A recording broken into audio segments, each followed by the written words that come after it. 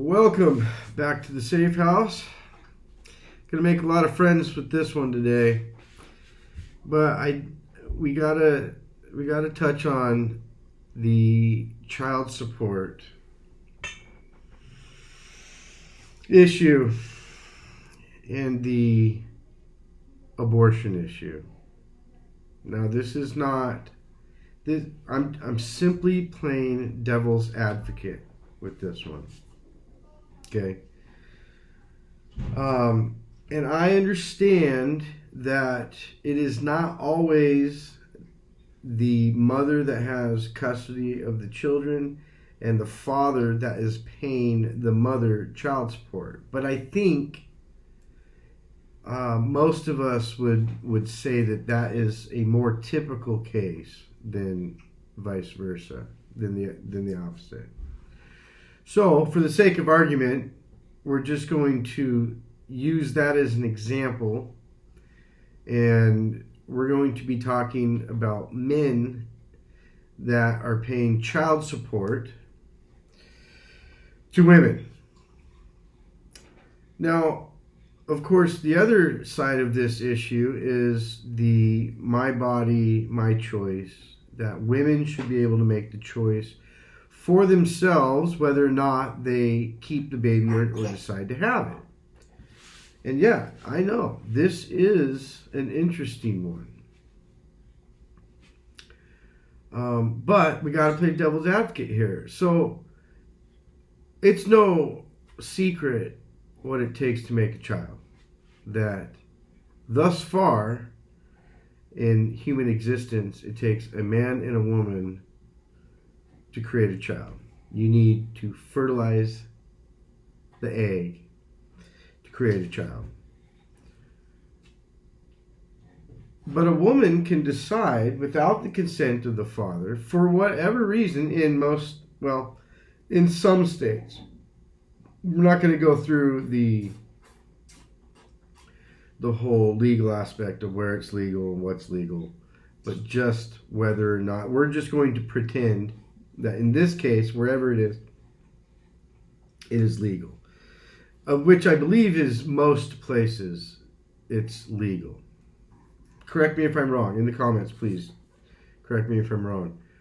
But, it could be, the situation could be that it is a man and woman that are in a consensual or, a happy relationship, and that they both decide that or for whatever, maybe it's not even a happy relationship, but that they decide together to have a child, and that it was not an accident,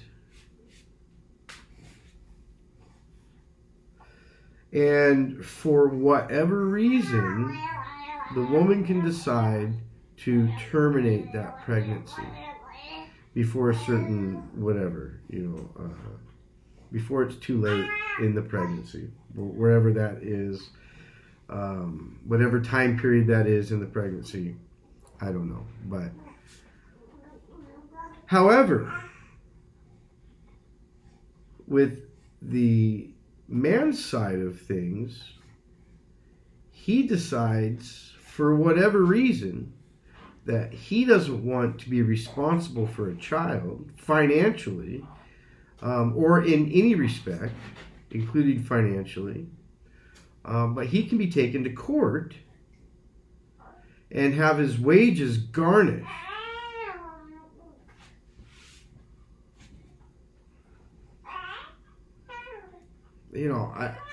I have to say, I see the argument for the other side there. So maybe, a long time ago I read a short article in regards to a man being able to appeal in court a woman having an abortion. I don't remember if this was like a real case or if it was an argument being made. Honestly, it was so long ago, I don't really remember, but maybe this is something that we should look at. Maybe before a woman can terminate a pregnancy, she has to have the consent of the man, of the father, the biological father of that child. And there are ways to, before the child is born, test to see if the DNA is of the father. You can test DNA and tell who the father is. Compare it to a potential father. Now, in regards to, health of the mother or rape or incest, the choice of the mother, I think that's pretty, I don't know anybody that would really argue with that. Well, there are people. I would not argue with that. There are people. But really, I mean, does that seem correct? Does that seem correct that not because it was, putting the mother's health at risk or rape or incest,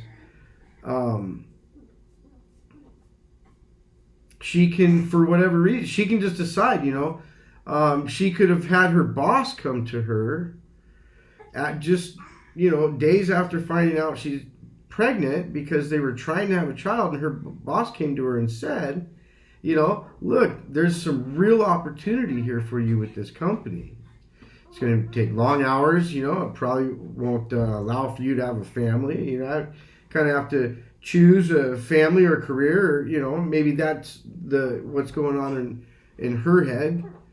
And she can just terminate that pregnancy just like that without any consent of the father.